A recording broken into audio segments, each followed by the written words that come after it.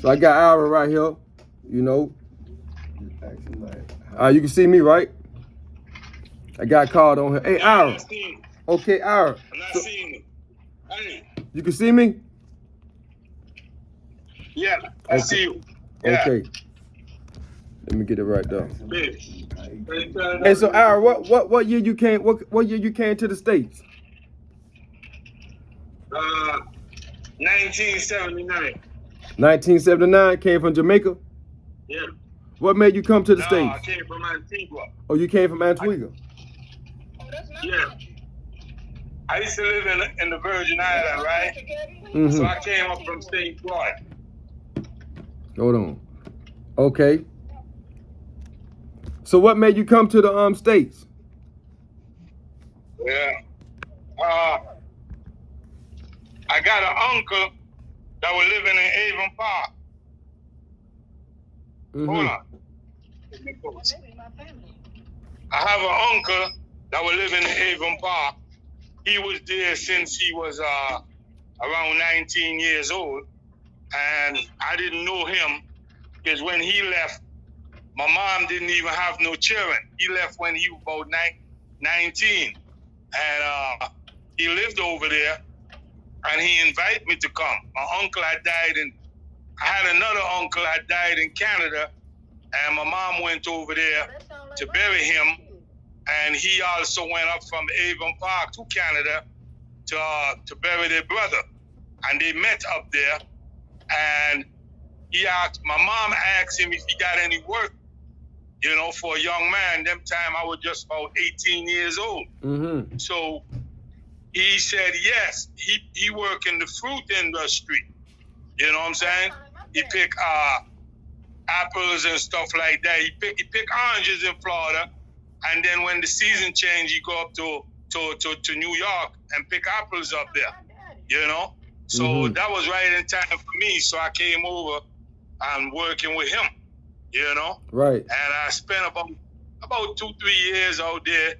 And you know, me being who I am, I came down. I had some friends. I met some friends in New York while picking apples. And I asked them about Tampa, and they say they were living in Tampa. So I asked them about Tampa. They said Tampa is real cool and laid back and everything. So I moved to Tampa from Avon Park. Mm-hmm. Yeah. Yeah. Yeah. So that was like in 1980, 1979, 80? 1980, 1981. 1980, 1981. At that time, crack hadn't really hit the city yet. No, it was blue. It was just blow. It was blue. Yeah, all them people were snorting. A lot of snorting were going on at that time. Right. So when you moved to Tampa, what was different? What was different from Tampa? What was different about Tampa than it was from Avon Park?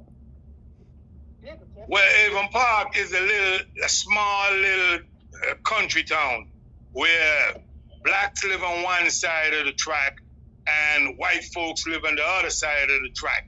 You see what I'm saying? Mm-hmm. And it's real segregated city, like, and it's real slow, you know? Slow. Mm-hmm. So I wanted to get away from that environment, you know? Right. Yeah. Right. So when you came to Tampa, what made you get in the game in Tampa once you got here? Who introduced you to the game? Well, we got to go back a little bit. Okay. See, I was hustling since in high school. I'm hustling from the age of 14, mm-hmm. you know? And when I was hustling in high school, I got even popped in high school with a couple of joints. Them time, you know, you used to sell dollar joints. I'm always a hustler. Right. You know what I'm saying? You know? So I went to Avon Park. When I went to Avon Park, I was doing the same thing, but it's slow. You know what I'm saying? And I wanted a little faster pace. So when I came to Tampa, I know one guy, name was Mike. He's still living in Tampa too. And a matter of fact, we still in contact and stuff like that. Mm-hmm. And he showed me where I could get a pound of reefer from. And I got that pound, and from there I just took off. You know? Mm-hmm. Yeah. How long? And that's how that go. How long was you in the game before you ran into Boss Hogg? I was there in Tampa about like 3 years or so before I ran into Boss Hogg. Yeah. Kind of tell me a little about Boss Hogg. What, like, when you met him, like how it came off across to you. How did y'all meet? Well, let me see. Well, I used to be up there in 29th and Lake. I've been up there for years, and I've been in West Tampa, Oregon, and North B. I've been in Osborne, and 30th. You know, and Boss Hogg used to come around there looking for weight. Mm-hmm. And somebody introduced him to me, and once he found out I was at them time I was around Betty and stuff like that, so he gravitated towards me because he know somebody that that I affiliate with, so we got real tight like that. You know what I'm saying? But he was real cool. You know, I'm not gonna tell a lie about that. He was a cool guy. You know, because Boss Hogg wouldn't cop from nobody else but me. You see what I'm saying? Mm-hmm. If I tell him, look, I'm going out of town, he said, look, that's a vacation. You know, if he ain't got nothing, he not gonna buy anything from anybody. He gonna wait till I get back. Right. You know what I'm saying? In that sense, we were real cool. You know what I'm saying? And he'll buy like 10, 15 pound of weed, and he'll say, give me 5 now. He'll be done pay for it now. He said, give me 5 now, I'll give him 5. And when he run out of that 5, or when he getting close to run out, he said, bring me another 5. I'll bring the other 5 like that until the 15 was gone. You know what I'm saying? Mm-hmm. And then he paid for some more. You see what I'm saying? Right. So we developed a real cool relationship. I can say that. Right. So he basically didn't want to keep everything with him. He wanted to just keep some somewhere else just in case something happened. You think? Right. He didn't keep everything. I kept it for him. Yeah. Mm-hmm. Yeah, but he be done paid for it and everything. Right. So how long y'all was doing business before, you know? You gotta go. What up? When you change this game. I'm finna say that. Yeah, I'm saying, how long y'all was doing business just on the weed tip before the crack came in and really became the #1 product? Let's say about 3 to 4 years.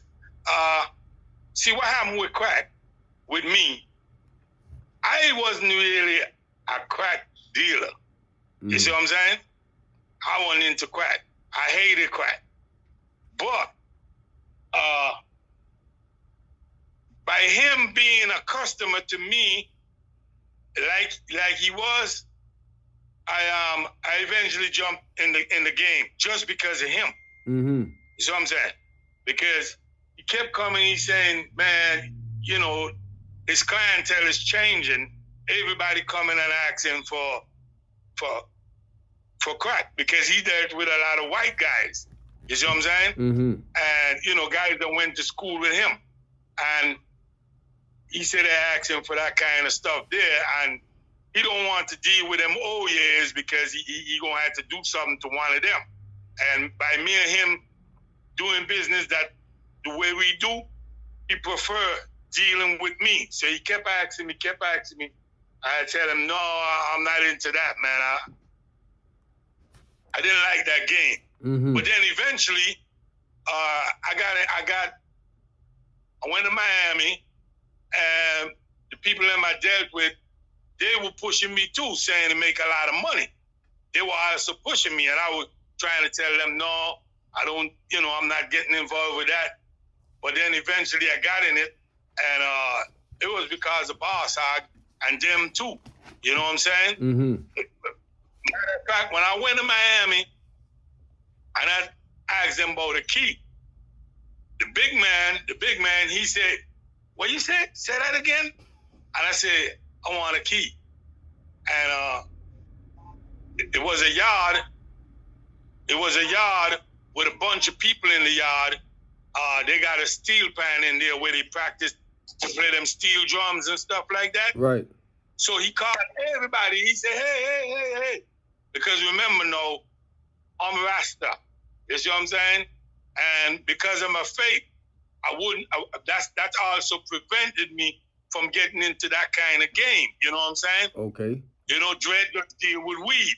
You see what I'm saying? So he called everybody and asked me again, what you say again? Tell me what you said. And I said, I want a key. You know, everybody started laughing because they've been telling me this even before crack come out.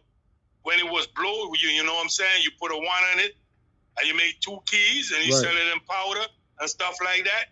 You know, so everybody started laughing because they've been trying to get me into that game for a long time. Say it makes a lot of money, but I wouldn't. You know what I'm saying? And then eventually I got into the game just because of them and Boss Hog. You know what I'm saying? So me and Boss Hog will continue doing the same thing. He'll pay for the product, and I keep it for him. And when he asks for it, I just give it to him. Right. You know? Right. So, I remember Boss Hog, you know, I grew up around there, so I remember him as a shorty, and I seen his clientele change through my own eyes. You know, I seen when he was just selling reefer, the 4-finger dimes, and, you know, just selling that on a regular basis.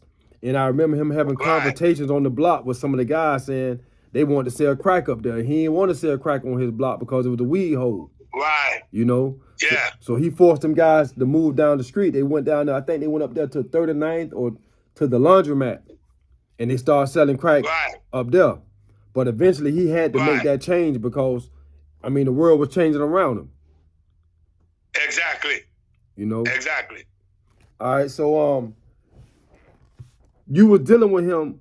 Did you know that when he started using crack? Hey, I know when he was using some bullshit. He was using some bullshit. I think it was angel dust. Mm-hmm. And he got so messed up. He thought somebody was after him. He jumped through a sliding glass door. Yeah, I heard about that story. Running down the street, you know what I'm saying? And he had cut all over his body because he was naked. Mm-hmm. He was naked smoking this shit, whatever he was doing with it. He run down the street, butt-ass naked, gash all over his body. And they had him all stapled up and everything. I went and saw him, and he got this staple all over his hand, his legs, his stomach, and everywhere. You know what I'm saying? And then from there, he was selling crack, and he was doing good because, you know, he had a white clientele. You know what I'm saying? Mm-hmm. And I don't know, man. He started using that shit. You know? Mm-hmm. It seemed like a lot of guys that was hustlers back then, especially the pimps. The pimps really got. I mean, the crack really did them under. A lot of the pimps started using that crack. You know. Yeah, they start messing with it, and it's a hard drug. It gets you hooked very easily. Right. You know, so a lot of dudes were getting hooked on it. You know, a lot of dudes that you know were hustlers, have nice cars and everything. Then you see them walking on the street, they lose their cars and all that, man. You know. Mm-hmm. Yeah. Right. So Boss Hog was one of your main customers? Yeah, you could say that. Yeah. Mm-hmm. Main, yeah. You know. So what is what for crack and weed, you know what I'm saying? Yeah. Who that? All right, so Ricardo, he basically telling me after that, you know, we all know Clifford ended up going to prison for a long period of time. I think it was like around 1985, was it 85 or 86? He went in, I think, watch your hand. I think he went in right at 87. Maybe the end part of 87 or something like that. Right? He had to been 87 after November the 1st. because that's when the new crack law came in effect. And he was under the new crack law. You see what I'm saying? Mm-hmm. Yeah. So he had to been around them time. Oh, so he was one of the first ones to get hit with the new crack law here? Yeah, in Tampa, yeah. Okay. Yeah. So he got sentenced to that 100 to 1 ratio. Huh? Right. That law there. Yes.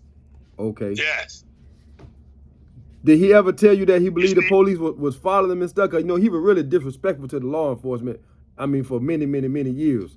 The way he used to talk to him, disrespect him, curse him out.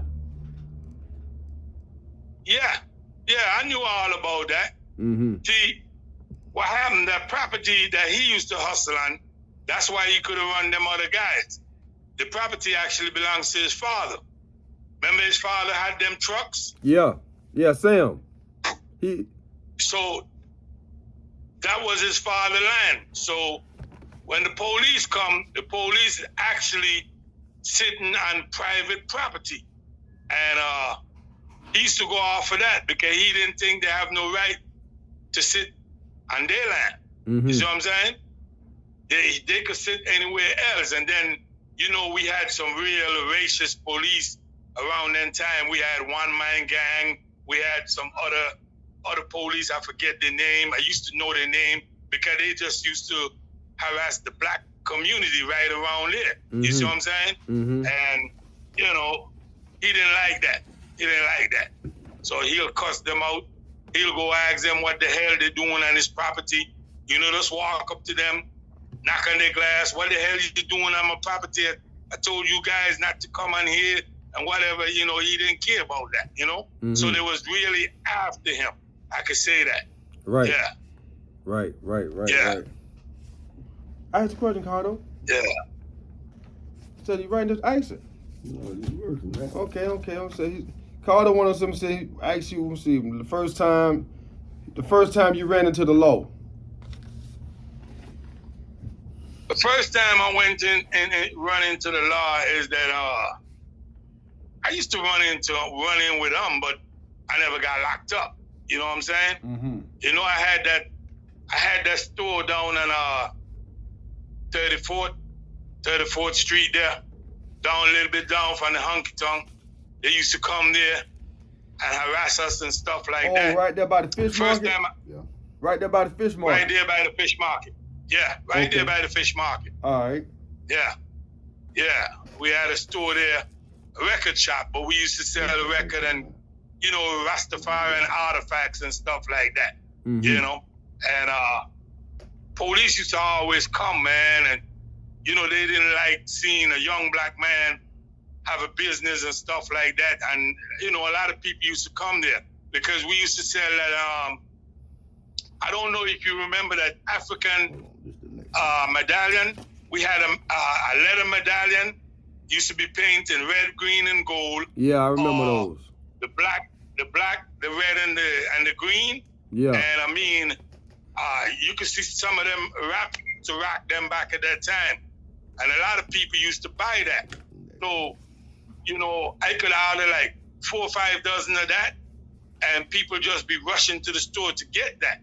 You know, so we had a lot of customers, and I think they thought that we were selling weed out of there, but actually we wasn't selling weed there. We had corners, you know, other corners that we go and do that. And police rushing there. One time they were riding like 2 cars deep, meaning one police car load with about 2 or 3 cops in it will be the lead car, and then you had another car in the back that was a backup car.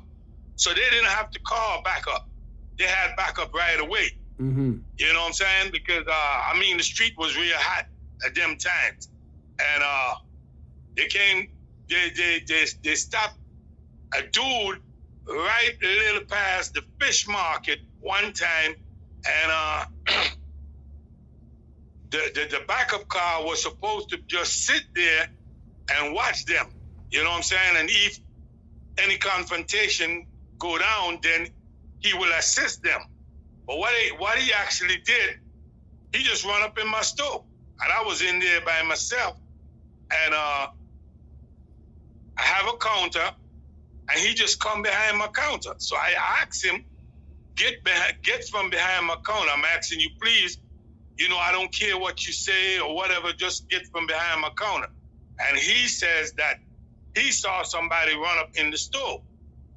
Didn't nobody run up in the store. He went in the little office that we had there, and he went in the bathroom. Wasn't nobody in there but just me. Mm-hmm. So I took the license off the wall, and I showed him. I said, look, get from behind here. I don't care what you want to say or whatever. Just get from behind my counter. He kept saying, you remember they had that commercial, come back to Jamaica, something like that, jingle like that. They were inviting people to actually come to Jamaica for tourism, Right. you know? And he started singing that song, come back to Jamaica. And he said, you going back to Jamaica? You going back to Jamaica? He pointed his hand all up in my face and stuff like that. So I asked him, I said, look, man, get from behind my counter. And he just kept on doing what he doing. And I get real ignorant, and I just smack him, and I just thump him in the face. Mm-hmm. You know what I'm saying? And knock him down. I didn't even know. You can ask anybody around here who is one-man gang. If they know of a cop used to terrorize the neighborhood named one-man gang. When he come by himself. He was a big dude. You know what I'm saying? But I punched him so hard, he fell behind the counter. And then I went outside, and I started calling everybody and said, look, the police just come in my store and start fighting me. You know what I'm saying? And the guys that he was supposed to be assisting, the cops, came down there, and they all, you know, they didn't jump on me because I guess they scared so much people was around then. Right. They just grabbed me up, handcuffed me, and put me in his car.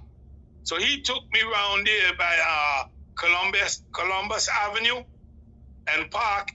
This building was abandoned, like, and he parked in the parking lot, and he started singing that same song to me, come back to Jamaica. And he said, you're going back to Jamaica, you're going back to Jamaica.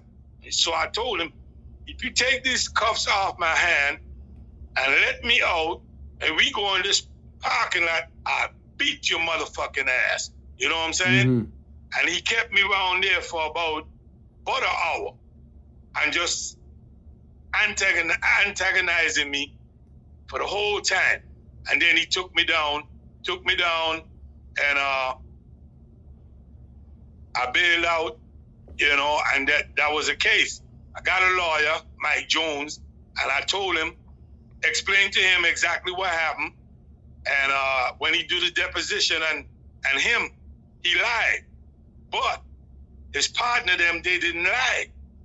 You see what I'm saying? Mm-hmm. They say he had no business in my store because he was supposed to assist in them. So then and therefore, they don't know what went on in the store.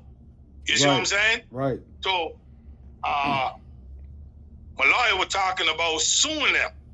But what they did, they didn't let me beat the case outright.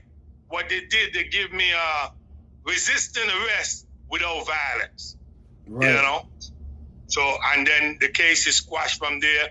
They say it wouldn't go on my record or anything like that. So I just took it. Right. You see what I'm saying? Right. Yeah. Right. That's the first time I got into it with them personally in Tampa. Mm-hmm. Yeah. Okay. Mm-hmm. So you never really got caught with no work or nothing like that in Tampa? Only that time when I went to prison at my house. Other than that, all them dudes around me been on probation, they've been on house arrest, they've been on all that kind of shit. Reinstated probation and all that. I ain't never been in none of that. Right. So I'm saying, I ain't never had none of that. Right. You know? You wasn't that lucky, like I be saying. Huh? You wasn't that lucky like that. I ain't get to go through the same thing either. I ain't get to have all the opportunities. Right. I didn't have all of that. I never went through that. Right. Yeah. So what happened when you went to Texas? What started made you go out towards Texas? Well, I used to go to Miami, And what happened? The food started changing. You know what I'm saying? Mm-hmm. You go to Miami and you get the same old Jamaican bullshit. You know. Mm-hmm. Remember, these people doing all kind of shit now, so they wanted some stronger. And going to Texas, going to Miami is just that Jamaican shit, Jamaican Cali weed with a bunch of seed and stuff like that. The Colombians, they used to bring Colombian gold, and they stopped bringing that gold. They bring cocaine instead. Smaller package, they could bring more and make more money. Mm-hmm. So Miami started falling off with the weed. You know what I'm saying? You go down there, you wasn't getting good weed. So a friend of mine right there in Tampa named Kanai, he did some time to a Jamaican guy. He was working with me, and one time he owed me about $60,000. And what he did, he went out. His father was living in Texas, and he went out there, Houston, Texas. He went out there, and he came back. He took my money and bought some weed. Then he come back, and he said, "Look, I went out to Texas, and I got some weed, and I got a connect for you." You know what I'm saying? I said, "Well, okay, cool." So once we sell that $60,000 worth of weed, we went out there, and I went out there with a little bit more money, and his father didn't really have the connect that I'm looking for. So I meet some other guys, some Mexicans, some young guys. They were just like, I think one of them was like 17 years old, and one of them was like 18. Gabriel and Adrian. Mm-hmm. You know, they were brothers. You know, their Mexican family was huge family. They got like 14 brothers and sisters and stuff like that. Yeah. And I met them guys, and they become a connect out there. They were real cool. And bought the weed from them, come down. Before the week finished, we finished with that load. We went right back, you know what I'm saying? Went right back, coming back, go back up, come back, you know what I'm saying? Mm-hmm. So that's how we started going to Texas instead of Miami. Because we getting better food. We were getting like, the skunk I didn't really like, but I bring 1 and 2 pounds in the city, and I bring what you call, at that time, what it was called? The weed actually came from Mexico and Belize. You know, Belize is right next door to Mexico. Mm-hmm. So the weed come from Belize or Mexico. And the weed was so light, you could put it in 2-pound bag, and it would actually, 1 pound will actually look like 2 pounds. Mm-hmm. You know, it was real fluffy. So people was really rushing it, you know what I'm saying? And we the only one that was bringing that weed in Tampa. You see what I'm saying? Yeah, so, yeah, that was real lucrative business at that time. Mm-hmm. Yeah. Mm-hmm. So how you get knocked off in Texas? All right, so what led up to you getting knocked off in Texas? What happened? They start understanding that people was coming out there from everywhere. I mean, people from everywhere on the East Coast out there getting weed, and they had this one cop, man. He was on the highway. I forgot his name. I can't remember his name, but I mean, he had a reputation out there that he stopped people, and he'll find, you know, portion amount of weed, man. You know what I mean? Mm-hmm. He was knocking off a lot of people. Just this one. What, he was a state trooper?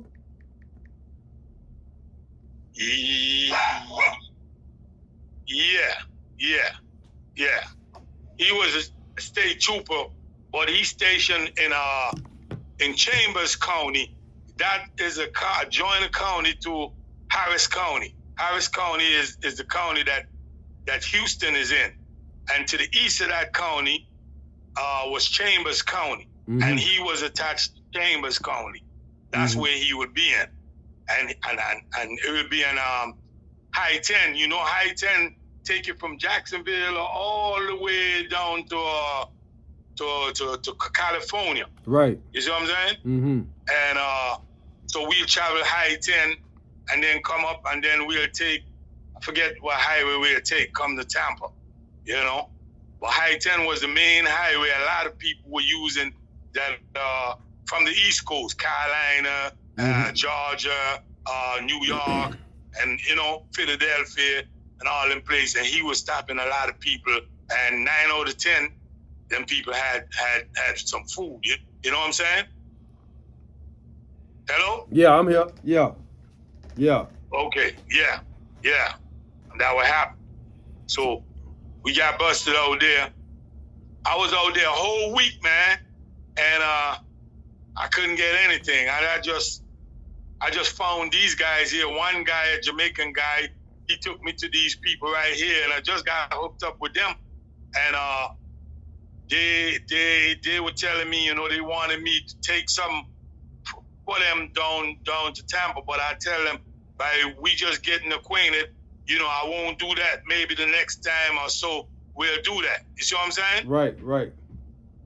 So I just, you know, buy what I was buying. I buy like about $90,000 worth from them, and I was coming down the road. I was riding a Cadillac Deuce & Quarter because I always rented them big cars. So, you know, when you put the load in there, the back don't go down too much. Right. You see what I'm saying? Right.